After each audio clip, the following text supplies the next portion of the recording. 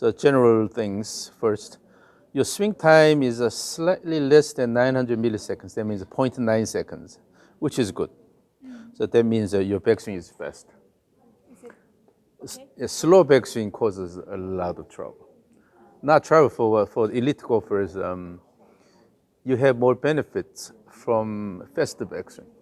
Okay, so this overall swing time is good, and also this is the club head speed during the backswing.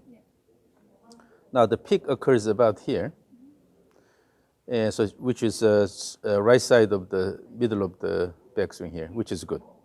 So you're building this peak club head speed a bit later. But the only thing is that 3 and 4 here, I don't know whether you can see this, but the numbers here, 3 and 4. 3 is when during the backswing the lead arm becomes parallel to the ground. 4 is when the club aligns vertically in the frontal view. These are happening quite close to each other. That means you tend to have early wrist cut. So let's see, maybe from here. So when you start the backswing, here you have a bit early onset of the backswing, but and then as you can see, you don't have much wrist cock here. So what should happen is here when these two are separated more, then you will hold this until you go here, and then you let the club go more here, and then have more wrist cock over here. So hold it, and then at the very last minute, Yeah. then the So kick comes. if you have the image of throwing the club head, then let the club head go in the lateral direction. Because you're holding one end here, it cannot go forever, so it will turn around. With that, naturally, you will have wrist cock. I see. And then I'm not doing that. Like I'm not having that. you have a more throwing action here. Yeah. And then also, this is a common issue among the ladies, but while you are turning your shoulders a lot, but you don't have enough wrist cock. That's really inefficient. Inefficient. A big portion of the club head speed is actually coming from the wrist complex. But if you don't have enough wrist cock, then you already have a disadvantage. And then you just try to turn the body a lot. From there, try to turn the body like a crazy, but you are not using the wrist enough. So I see the tendency there. We did yesterday. So, and then this is the elite men's average club head speed. So obviously you are below that. And then your average came out as 99.2 in our calculation. It can be slightly different from what you would read from like a TrackMan, but I've seen ladies exceeding 100 miles per hour, sometimes in just one session. Yeah, it's just a matter of using your body better. Oh wow. I'm 99.2. Yeah. So, but speed-wise, it's not bad. 100 miles per hour is not bad. I want to reach 105. 105 is not that difficult.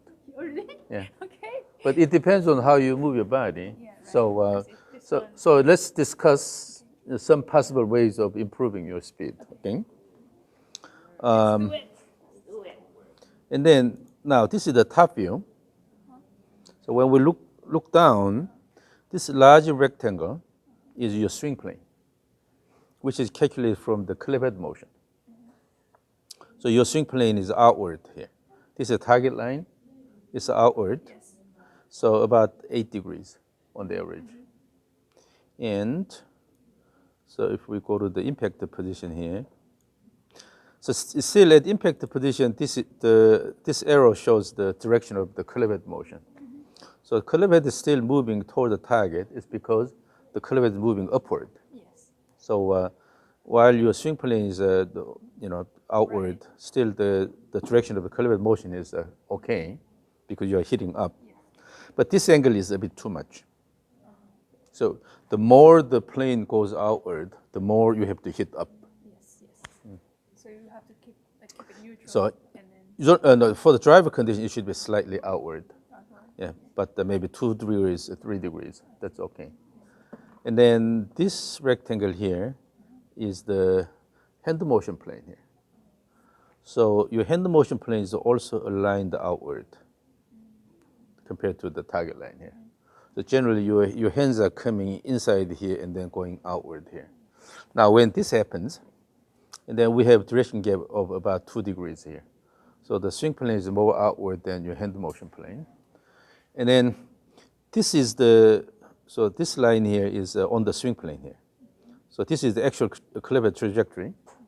This is projected to the swing plane. And you see large deviation here. It's because of outward swing plane. And usually with this, you end up with a really high hand position. And then When this happens, during the deceleration phase in the follow-through, you're still turning your body quite a bit, which is not good for your spine. It's too much rotation. Yeah. It's because it's coming inward here, and I try to throw this high up here. now I have to turn. Yeah. Yeah. I see. So, and also in the follow-through is not the where you put a lot of effort, right? Follow-through is already after the impact. Yeah. So what you have to do is actually you have to put more effort on the way down, and then generate enough speed. That speed you're hitting the ball, instead of having exaggerated follow-through motion. That's right. Yes. Yeah. So here we have quite outward alignment of the swing plane and the hand motion plane here. Now this is when everything is aligned along the swing plane here. So you see this is a straight line here. This is your swing plane, calculated from the cleavage motion. And then this is a bit flat here. You see this point is called the middle trunk point, but it's way below this point here. So it's a bit flat. And then as you can see, in the beginning, so relative to the swing plane here, the cleavage is going above the swing plane. Up to this point is okay here. And you are shallowing it down here. But here, what happens is when the club is parallel to the ground, draw a vertical line from the right shoulder down here. Your elbow is inside. If you draw a vertical line here, from this shoulder here, It's inside. yeah, elbow is inside, that means you have a stuck elbow. So the elbow is coming too close to your body. And then with this, what should happen is your pelvis has to slide to make a space here. Otherwise, you will boom, hit your body here. In order to avoid, you have to slide so that the elbow can come forward. When that happens, when the pelvis slides toward the target, or at the same time it's opened, that you have an early opening of the pelvis. Then, when the pelvis opens early and the elbow coming close to your body, then this happens. Yeah. And then That this is coming way behind. Then, because this side is blocked, so this cannot go this way here. All you can do is just throw high up here. yeah.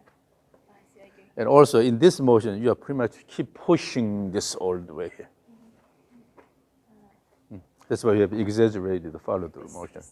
So instead of developing enough speed and then using that speed to hit the ball and then just to throw and then finish it here, versus here and then. Yeah, I agree. So you have exaggerated the follow-through motion here. So then this is the end of the follow-through. The club head moves away from the swing plane quite a bit. You have large deviation here. Yeah, so this deviation is actually smaller than this. This should be a bit higher, it's okay. You can go a bit more away from the swing plane, but this should be closer. But you have exaggerated the follow-through here. That's not good for your body, your spine, because you have active deceleration there, turning the body quite a bit after the impact. So I see that. And then the slope of the swing plane is about 42.5 degrees, and then the slope of the hand motion plane is 58 here. So you have about 15-degree difference here. That's too much. So while your hand motion plane is steep, your swing plane is quite flat here. Normally the difference is about 9 degrees, 10 degrees. So that means your swing plane is a bit too flat. It's because you're dropping it quite a bit here. So we can generally see the numbers here. But the bottom line is, on the way down here, it doesn't show much deviation here. But then you have a large deviation in the follow-through motion here. And also with that, if you look at your feet here, the heels are lifted here, you're jumping here. This is the only way you can put your effort here. Because you are pushing and then lifting this up in order to add that effort. So what happens is you come down here and then try to jump here. But again, where you have to develop the clever speed is on the way down here. That means you have to actually put a lot of effort here. But drop here and then try to throw here and then jumping. This jumping does not help much in terms of generating the speed. So you are putting a lot of effort at the wrong spot here. Again, the effort should be on the way down. So image this. When you use the training device with a wire and then weight attached, then if that device is over there and then you pull the wire this way here and then try to put a lot of effort, this is too late, right? Actually, the wire should run this way here and then pull this way here. So this is where you have to put a lot of effort. And when we look at when we calculate the torque generated by the muscles in the trunk, then usually it becomes a maximum about here when the lead arm is parallel to the ground or slightly after that. So this is where your muscles have to generate the most amount of torque. So yes.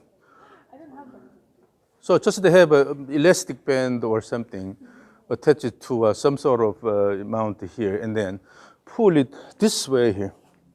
This is where you have to have a lot of effort. Yeah. Okay. So with that, when you generate enough speed, then after hit the ball, and then after just let it go instead of try to add a lot of effort. Okay. So imagine you are swinging a device which makes sound in response to the speed of the club. Then try to make this, the sound over here, not here.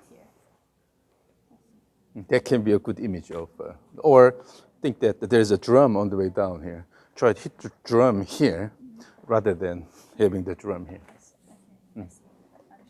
So when you put a lot of effort here, and exaggerated the follow-through motion, then it's like waving your hand after the taxi already passed by. Oh, where is it? Over there. We did the Kaiser. Yeah, the here, Kaiser. and then we did also rope here. Yeah. Yep. That would work like Kaiser. I don't like that thing.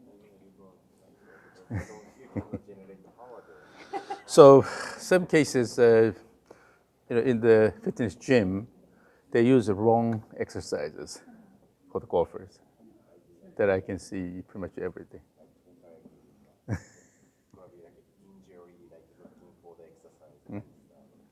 If they generally try to sort of condition the muscles, that's okay. But if it's more golf specific, then the effort should be here in the rhythmic motion, using the whole body, and you do this instead of dropping this here behind and then try to put effort on this side. So that's something we need to work on. And then this shows the center of mass of the body motion here.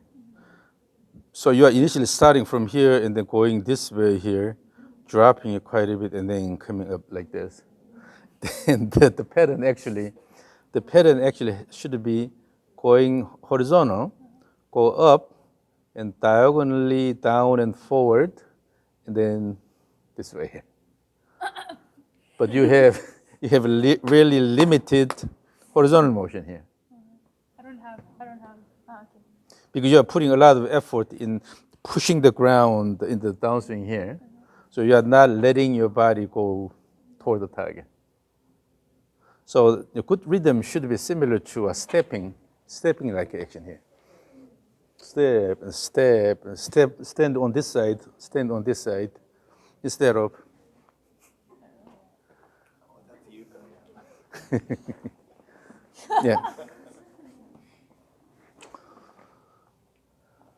So for men, they generally move away from the target about 5 centimeters, and then go toward about 15. So they reach about this point here. But you have really limited, yes, centimeters. So -5 to +10 here, about this range. But you are not even, you know. So this is 0 is the initial position. Oh my god. But you are not even going to that position here. Yeah, no. Yeah. So pretty much with this here, you're pushing the ground. You see the alignment here. And also your arms are not well extended because you're using your muscles. In order to have a good extended arm, impact in the after here, then you have to use the speed here and then just let it go instead of keep putting effort through the impact here. In that case, you cannot really extend your arms. This is pelvis center of mass. Again, it should go away slightly, going down and then up here, but you're not allowing the motion toward the target. Yeah. And then, so this is the pelvis motion in 3D. This, the lower one is generally rotational motion of the pelvis. This is a translational motion. And then the red line here, it shows a rotation, okay? And so you have rotation starting here, and then you have rotation up to this point. So it has this slope here, and after that, the slope changes. From here to here, the slope is flatter. That means you have a 2-stage pelvis rotation. 2-stage. Yeah, so instead of continuously rotating all the way to this point here, you have early quick rotation of the pelvis, and then it slows down, so it goes flat here. That means that during the back you have 2-stage motion. It's because, so watch the stick figure. Initially you are turning the shoulders here. Then you cannot go any further, or from this point on you start moving the upper body quite a bit here. So from now on here, your pelvis is not turning that much. You keep rotating your shoulders here. So instead of rotating the pelvis continuously, you are rotating the shoulder too much here. In order to use the ground well, then you have to have a good amount of pelvis motion. Imagine when you try to work with the ground, then your legs are basically pushing the ground. Then the pelvis is basically connected to the ground through the legs here. So when the legs are active, then pelvis motion will reflect that, right? So if we see not much pelvis motion from here to here, that means your legs are locked. Your legs are not pushing. So you have an initial quick motion here, but from that point on, you just hold it and try to turn the shoulder a lot. Then that puts a lot of burden in the spine here, because the spine has to take care of this excessive range of motion here. That's why my back hurts. Usually when you have a back problem, then it's because the lower body is not that active. You're holding the lower body and then just try to rotate the upper body a lot. Do you want to turn more like the pelvis further, or you just want to more The pelvis has to turn a bit more. And you see, this is how much you rotate your pelvis this way here in the backswing. At the impact, your pelvis is rotated this much here. It's a lot more rotation this way. This is not enough. Yes, you need to have a reasonably balanced rotation this way here, and then also at impact. But you are not rotating the pelvis this way that much. Yeah, you are restricting your pelvis motion, but then you are rotating your shoulders like a crazy. This is a lot of shoulder rotation here. So then naturally you have to put a lot of burden on the spine. Okay. So more rotation. Yeah, more rotation, and also it should be more rhythmic motion here, so that toward the end of the backswing, it's not about moving your shoulders to this position, but the shoulders have to have active deceleration. You have a rhythmic motion like this here. So with that, toward the end of the backswing rotation, you should have active slowdown. With that, these muscles will be loaded. So in order to slow down the backswing, you have to activate these muscles. So while your body is still turning this way, the muscles, like a springs here, are holding that. Then as you turn the body actively, activate these muscles, then these muscles will be elongated. Yeah.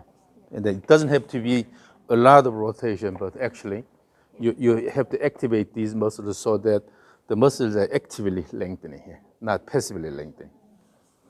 Passive lengthening is like a rubber band. When you just pull the rubber band, it will get longer, and it develops tension. But that's a passive lengthening. But while the muscles are lengthening, if you contract the muscles actively, then you have an active lengthening. That's what you need. For that, you have to have active deceleration, and then you need to have a good rhythmic motion here, instead of just going to this position here. Okay, so what we see here is that two-stage rotation of the pelvis. So the pelvis rotates up to this point, and then pretty much slows down the rotation from here to here. So this is where you have the maximum rotation. But from here to here, pretty much not much increase in the pelvis rotation. So you are locking the pelvis here. The problem is that your legs are slightly, the X shape here. But that also causes this issue a little bit. Yeah, it's better to have O-shaped legs than X-shaped legs in most sports. Yeah. And that this, for women, also when you have this X-shaped leg structure, generally this is the main cause of a lot of knee problems. Yeah, in women athletes, the ACL injuries are quite common. One of the reasons is this. Will I be able to fix that? No, this is more a structural issue, so we cannot do anything.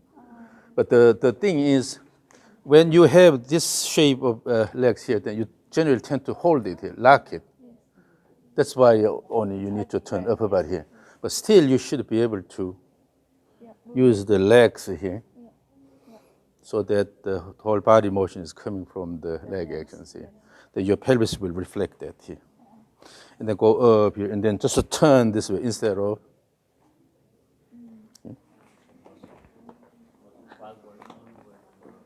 Hernando is a sports medicine doctor from Colombia. Send it to work. So this is one of the common issues in the ladies, right? So you have not much rotation. Even compared to men, you're not rotating that much. Typically, ladies actually have a problem of too much flat rotation, but you don't have enough rotation, even compared to men. Yeah. But so if this is how much you go, then I expect about this much rotation at impact, but you go way more because you're sliding your pelvis toward the target. With that, pelvis has to turn quite a bit here. So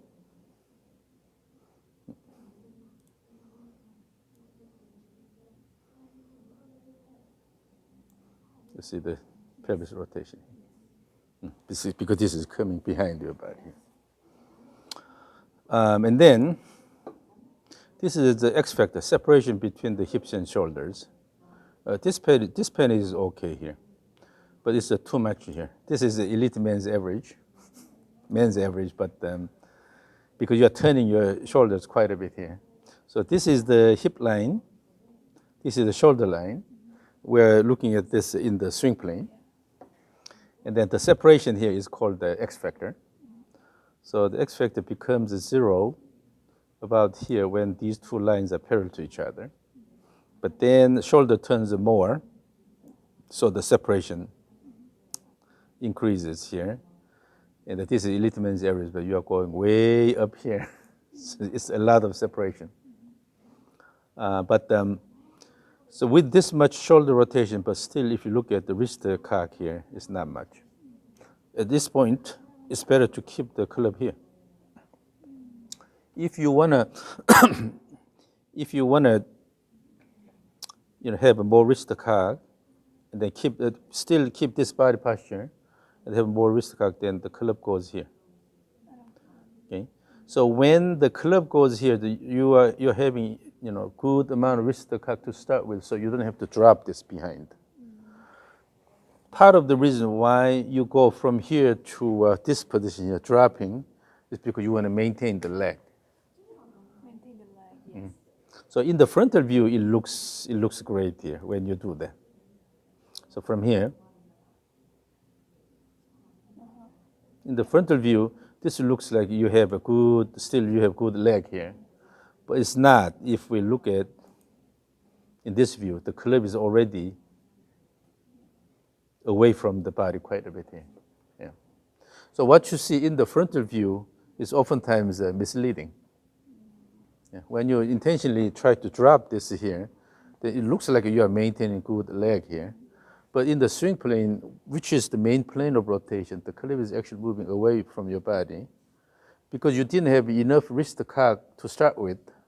And on the way down, although you are dropping this, but the club is actually moving away from your body.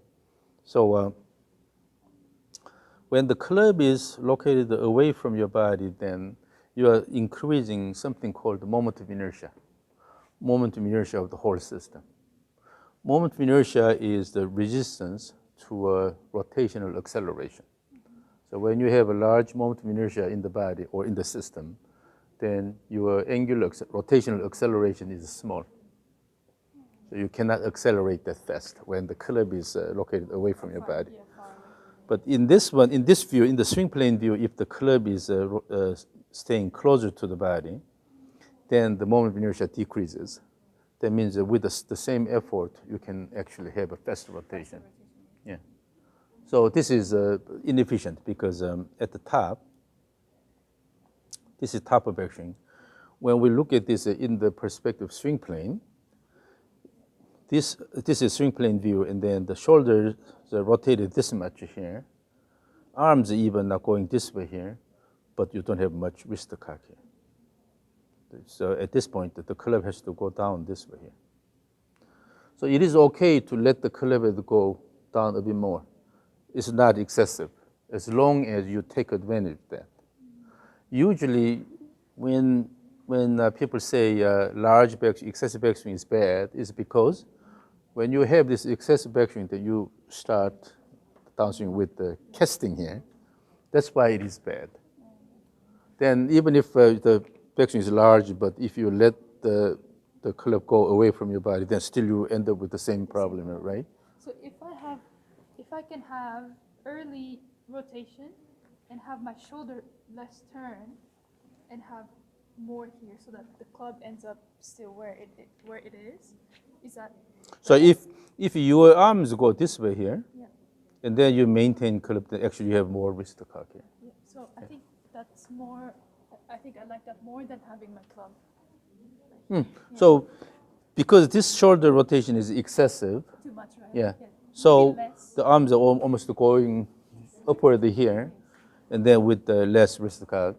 But either you let the club go a bit more, or if you decrease the arm rotation, shoulder rotation, and then maintain similar club position, then it's actually a lot better because you have more wrist cock here.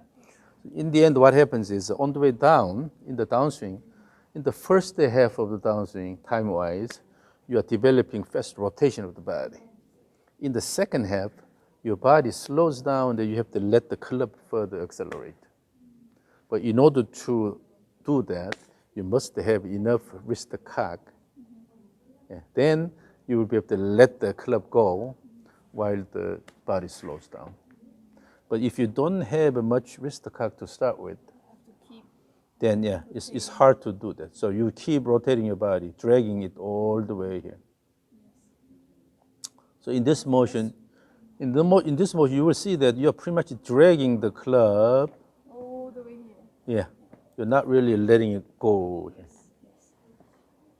Then part of the reason could be you are using maybe too heavy a club here.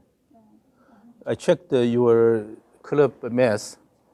We had a guy, he's a teaching professional. He's 190 centimeters tall, really tall. But mass-wise, club mass-wise, he was using a lighter club than yours. I have heavy driver, yes. Yeah, when you have a heavy club, then you cannot let it go that easily, so you have to drag it. And then in that process, you may feel you are really strong because you are dealing with a heavier object, and then when you try to drag it, you put a lot of effort, then you feel you are strong. But in terms of club speed, yeah, it doesn't mean you're having a faster motion. So as you can see in the stick figure, again, if I just run it through, you keep dragging here. Then later in the follow through, you try to throw this high here.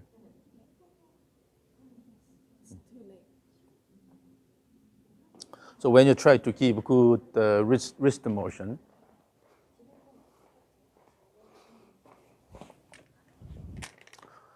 so even though you feel you're putting a lot of effort here, but if you drag it, this happens here.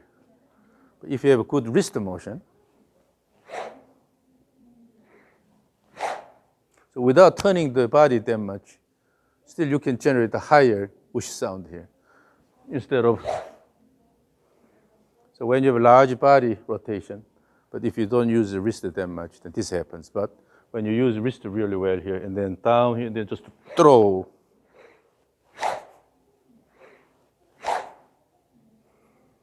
So the sounds are very different, right? So try to intentionally use your wrist a little bit, and then, yes.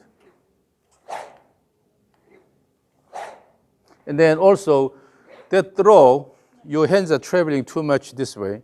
The throw has to start more this way here, about here, and then let the head go. Okay. So then at impact, the club head will have a lot of speed. But on the way down, if the hands come this way here, later try to let it go, you don't have enough time. So make sure that you don't move your hand too much this way here. It's too late. Okay. Rather, yeah, at some point on the way down, you have to let the club head go.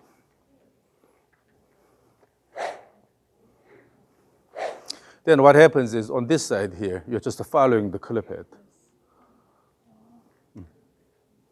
So another thing that will help you is, so here,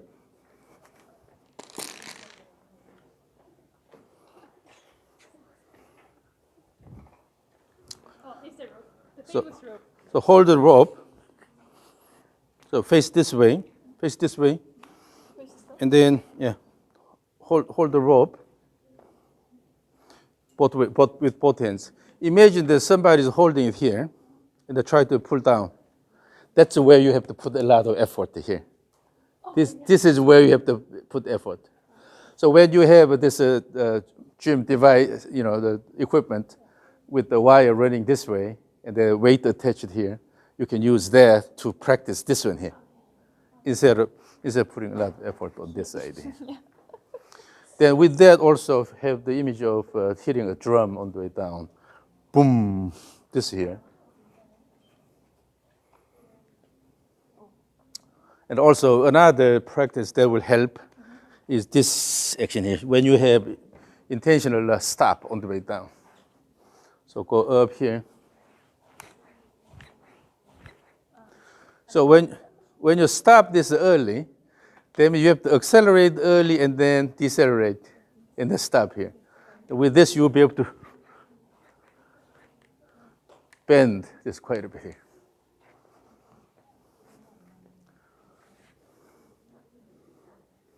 Yes, and then let it go.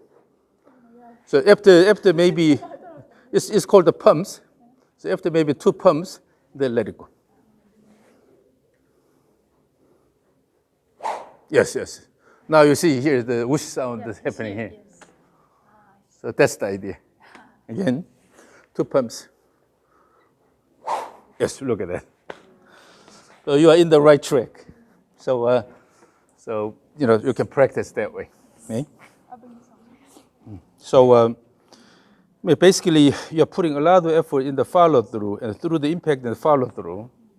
So you fail to develop enough angular velocity of the body, and then because you don't have much wrist target, you also let the club go away early. You cannot really add this motion. Then you cannot transfer your momentum from the body to the club. So one key aspect is have enough wrist cut. And when you develop this pumping motion, you don't have to turn that much, right? It's a matter of just the good muscular action here and then promote this motion. Yeah. So in a sense, in the downswing, try to have a quick motion and then cut something instead of pushing something. This is a kinematic sequence. And so the pelvis reaches peak angular velocity here. The red line is the pelvis. It's because you have early pelvis rotation, but after that, it's not rotating that much. So the pelvis reaches peak angular velocity in the backswing about here. Then you have a slow decrease here. So this is a deceleration phase. Slow deceleration, and then here is almost a flat here. It's because you had too early pelvis rotation. Instead, when you have a continuous pelvis rotation during the backswing, then this peak goes to the middle of the backswing here. Then you have an increase in the pelvis angular velocity and a decrease pretty much symmetrically, right? So your pelvis action is too early. Then this is the thorax, shoulders, and the arms, these are here. So these timings are okay because you keep rotating the thorax and the shoulders, but pelvis rotation is completed a bit too early. Okay? So have the image of continuously turning your pelvis. So now, what you need to feel is really with the fast motion, and then later you have to put muscular effort to slow this down. So give enough speed here in the backswing. Yeah, and then that should be connected to the downswing. Oh my God. So let's do this. Go faster up here at the 2 pumps, and then let it go.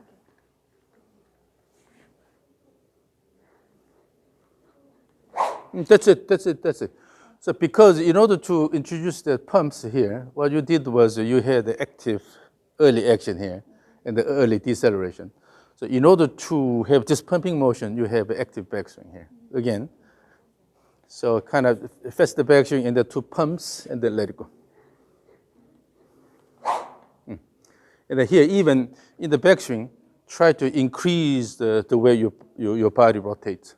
More active rotation of the body. Yes, like that.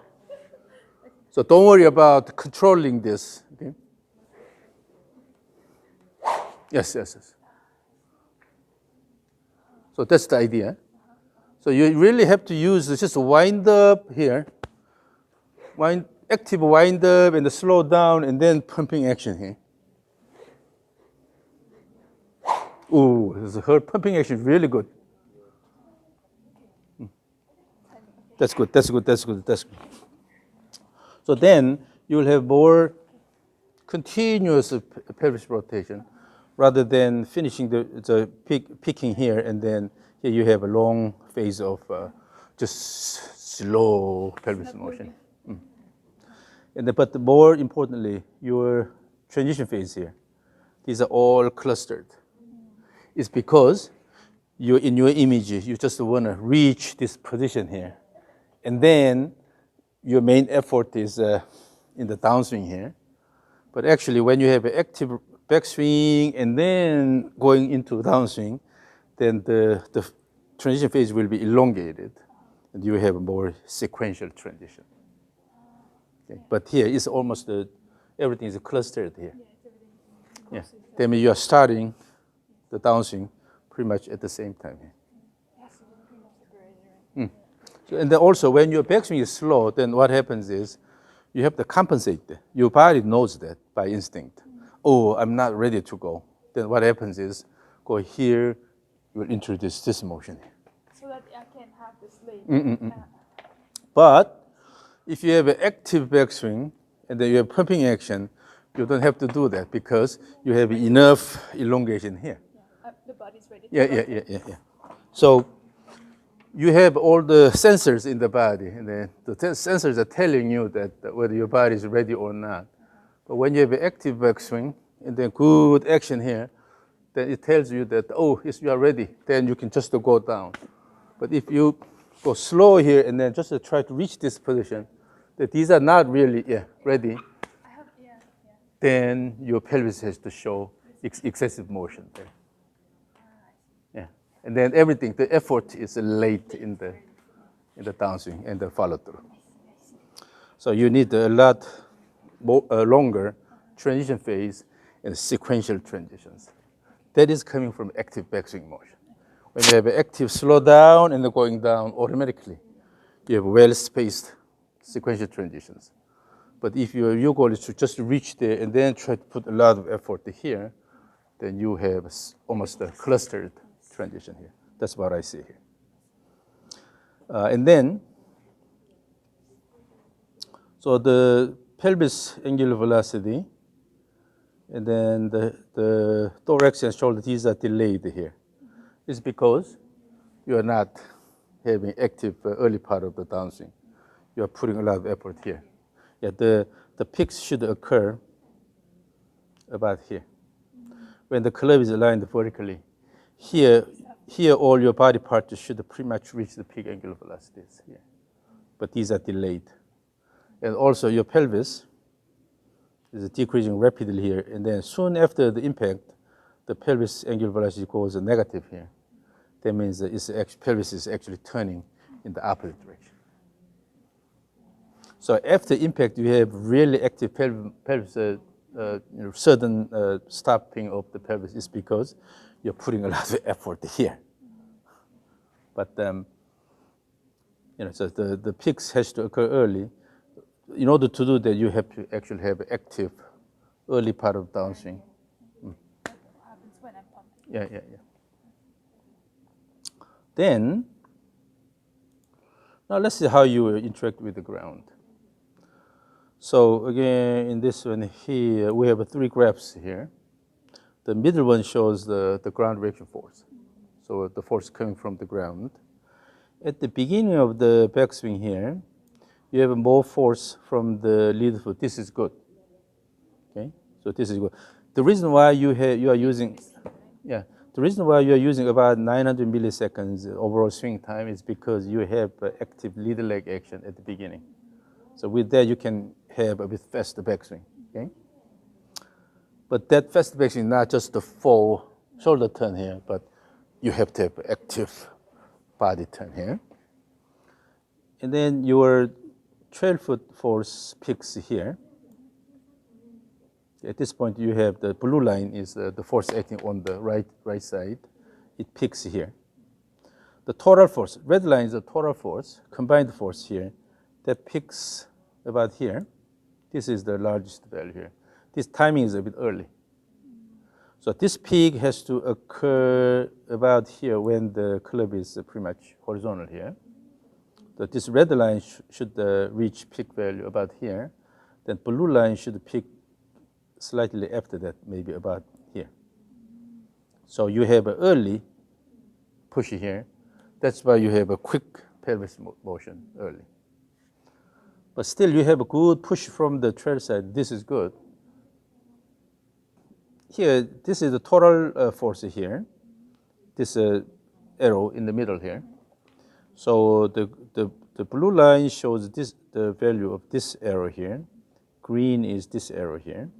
And then this is the red one here. The red one goes above the body weight, and then it goes below the body weight here. But up until this point here, this is where your center of mass generally reaches the high point here, the red dot here. This is high, and then after that, it will start moving downward here. So your highest point, let me see, center of mass here. Yeah, center of mass, which is pretty much the high point at the end of pelvis rotation. So, but at this point, so your center of mass is at the high point, but up to this point, this goes above, but here it goes below the body weight line, but it's not much. When this force goes below the body weight, it's called unweighting. Unweighting. So normally when you're just standing on the ground, then the ground reaction force is equal to your body weight. So this force should be on this line here. When it goes above, then that means you're pushing more than your body weight. When it goes below this line, that means you're not pushing as hard. Okay, so it's called unweighting. And up to this point, you don't have that much unweighting. So usually we interact with the ground in the vertical direction by pushing hard and then unweight. When you push hard here, then you must have more unweighting here, but not much unweighting. And then you have intentional unweighting here. So this is unweighting peak here. A lot of unweighting here at this point. After that, you're pushing the ground hard. This is too much push here. This is way above 2 times your body weight. This is too much. So actually what the green line shows, the lead foot force shows, this is what you need in terms of total force. But you are pushing too hard here.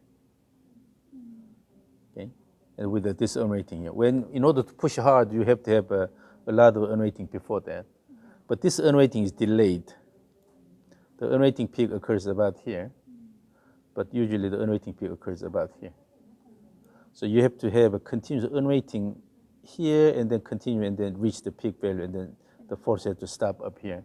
But because you are intentionally increasing this unweighting here and then push hard, now this force is too much. Because I go down here and then And then when you have too much push, then the problem is at impact.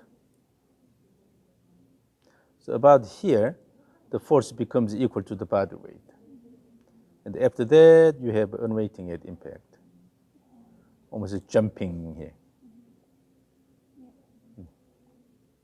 So it goes below the body weight. So that means that this push is too much. Now, again, we'll go back to about here. So this is the ground reaction force arrow here, and that this red dot is the center of mass. Okay, it's not quite clear, but and then this separation here, this is called the moment arm or lever arm, which is reported by this graph here. So it gives the longest moment arm about here. Okay, and then when you multiply the force and the moment arm, that gives the torque. The torque is the cause of angular motion. So you need to generate large torque. So in the backswing, you are generating this much torque. And then this force will start going this way here.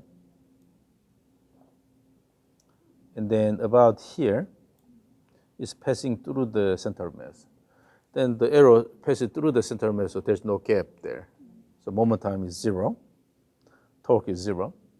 And after that, the force goes to the right side, then the torque acts in the opposite direction. So while your rotation is going in the clockwise direction, now your torque is acting in the counterclockwise. This is normal. So with this torque, you are actively slowing down the backswing rotation. Okay, and so this is when the pelvis rotation is completed. This is the end of pelvis rotation, and this is top of backswing here. But at the top of backswing, you need to have a lot more torque generated. So whether your backswing is good or not is determined by this. If your backswing is really active, you interact with the ground well, then when you start the downswing, you should have a lot more torque already acting on your body. Then, as the downswing starts, you can actively accelerate. Okay?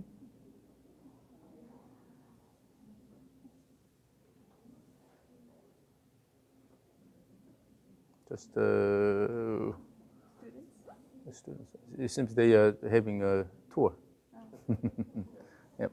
So what we need to do is increase this one here. Okay, so that you can have an active downswing from the beginning. So when you don't have that much torque acting here, that means at the beginning you don't have the drive to rotate the body, right? Then later you try to increase this rapidly here, but it's quite late here. So when you have, earlier we practiced, but when you have an active backswing and then pumping action here, that means you are increasing this. So theoretically speaking, you need to increase this, that's what I say, but in reality, that practice can give you that. So you have an active backswing motion, and then there, and you can pump here with a lot of bending of the shaft. That means you already have a good amount of torque acting at the beginning of the downswing. Then you can start the acceleration early. But if you don't have much torque acting here, then you cannot start the acceleration early. Everything is delayed. Then near the impact or even after the impact. So at this point, you should bring this high up. That means you should have a longer moment time here. But first, your unweighting is delayed. So you go up here, and then you try to intentionally promote that unweighting. But that unweighting has to come from good active backswing motion here. So backswing and downswing should be well connected. So when you swing, don't worry about dropping your body, but more focusing on bringing the right side high up in the backswing. And then connect it to a pumping. Yes. You hear the whoosh sound here. That means you had early acceleration. And now let's do this. So let's go this way a little bit. So it's called the trigger motion. Using that, have even more active backswing. Start from here? Yeah. So when you do that, because of trigger motion, you can start the backswing more actively. Then you have to have more active deceleration here. And then when you connect that to a downswing, no need to bring this back here. You just throw here, and then we also hear the whoosh sound here.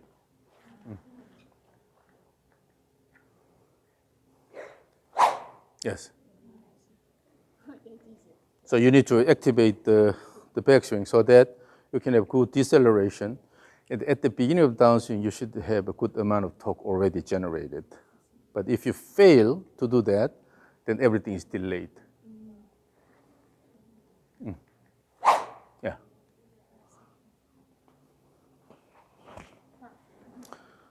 So then everything will happen earlier. So this even this unweighting peak will happen earlier. The longest moment time will happen early. With that, you will have a lot larger torque at the beginning of the downswing. When this happens, you can really generate the good whoosh sound about here.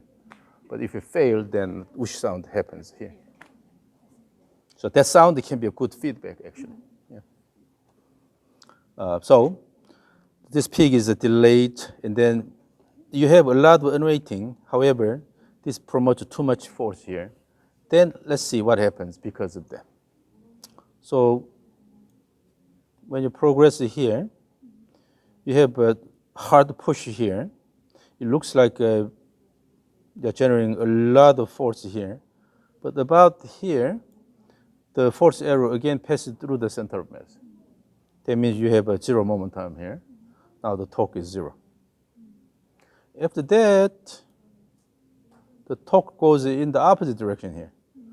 So although your body is rotating in the downswing direction, the torque is acting in the backswing direction.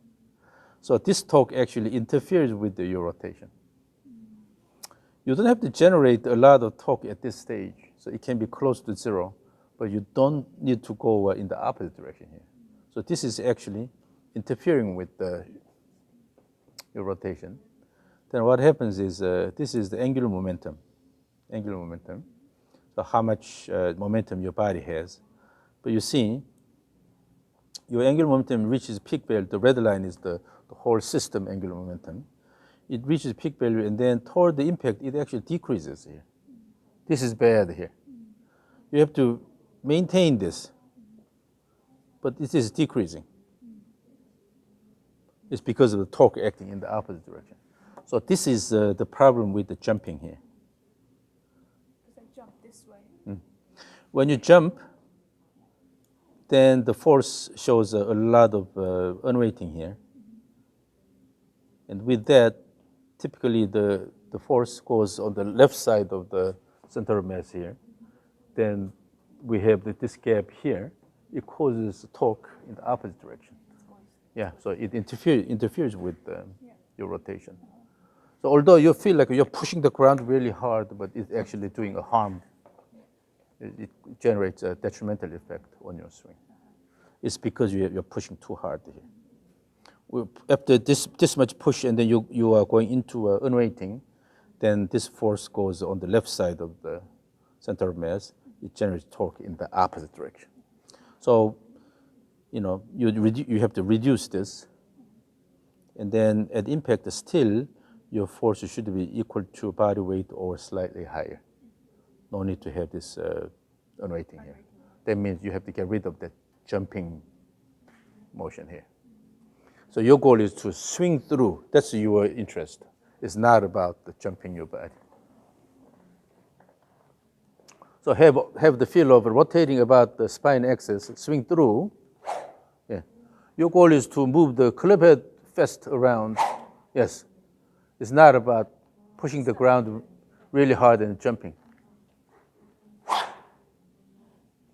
Focus on the motion of the end point. So even in the backswing, in the downswing, your interest is promoting motion of the end point. It's not about your body action. Using the body, you're promoting, yes. So this is what you need to work on, okay? So it shows that you have too much unweighting, a bit late and too much unweighting here. Because of you're pushing the ground. I've never seen someone pushing the ground this hard here. Yeah, this is 2 times your body weight. It goes way above. I'm too strong. I've seen that in guys, some goes above 2 times the body weight, but not too far. But you are still here, and then it should go a bit higher here. It's too much. So there is something called the too much push. And then in the golf swing, sometimes you practice jumping a lot, try to increase the power. But the problem is the peak, if it goes maybe somewhere between 1.8 to 1.9 times the body weight, that's large enough. And that force is what you easily experience when you have a slow jogging, then already on one side you have that much force acting. That's the kind of force you are using. It's not about a lot of jumping type thing here. Yeah. So it's just the focus should be promoting this rotational motion here instead of more vertical motion like this.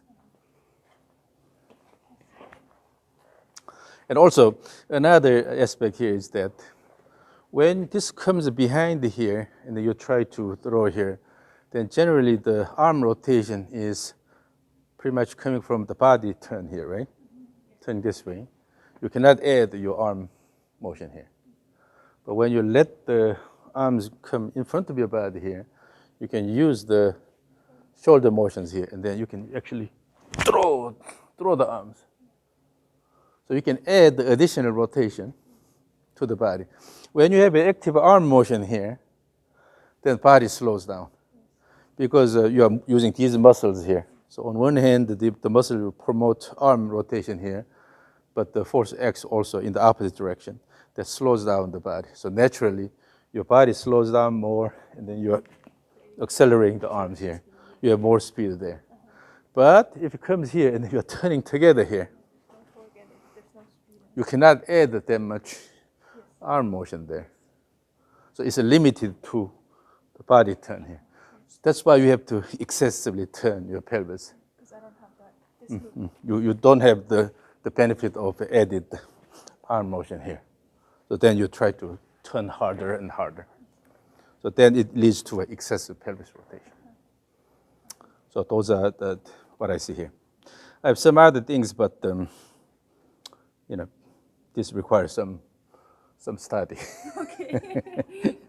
So again, the angular momentum here, your angular momentum is decreasing. This is a bit unusual here. Usually people go up here and the angular momentum stays there. But so here, the total system angular momentum decreases from here to here.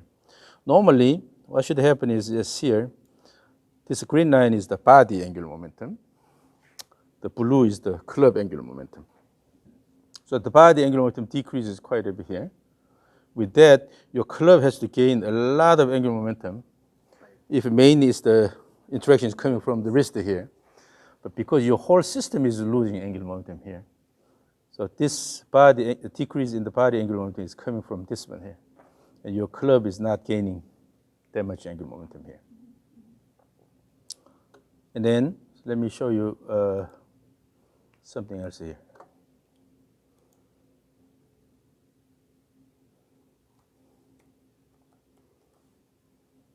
This is Grant Waite. He's former PG Tour player. But generally, if you look at his pattern,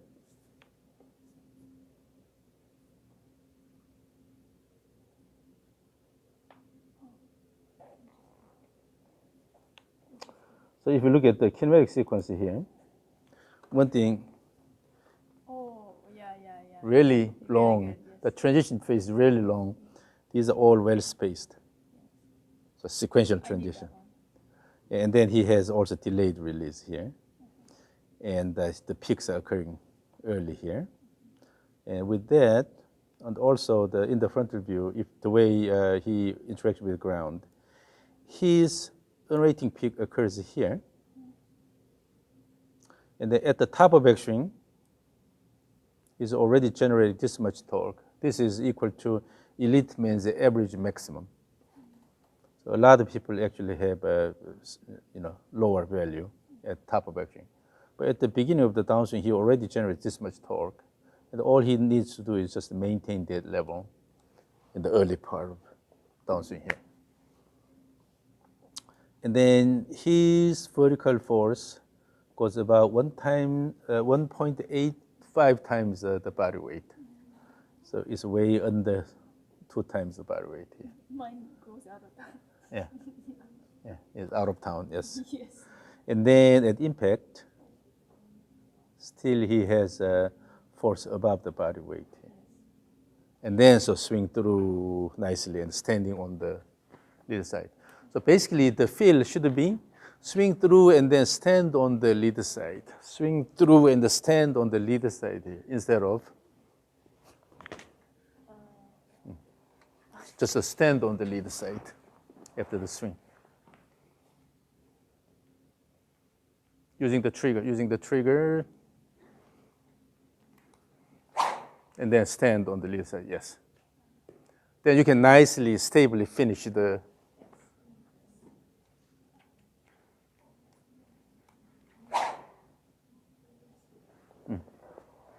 So then you don't have to push that hard like a crazy.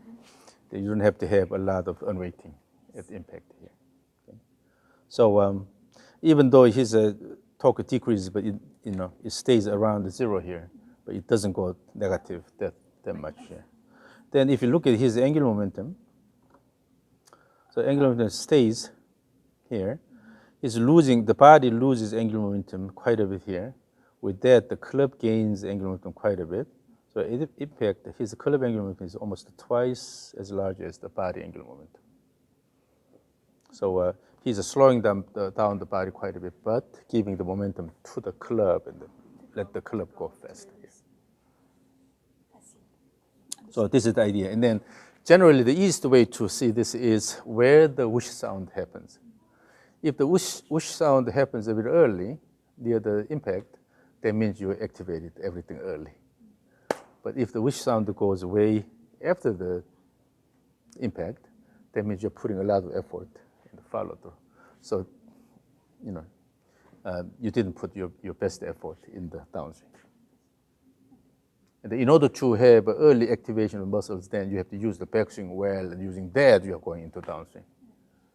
So as you turn this way, in order to slow this down, you have to use the muscles that pulls it this way here, right? So as it is turning this way, it is pulling here. With that, the muscle gets longer. So it has an active lengthening of the muscle here. Then the same muscle will be used when you start the downswing motion.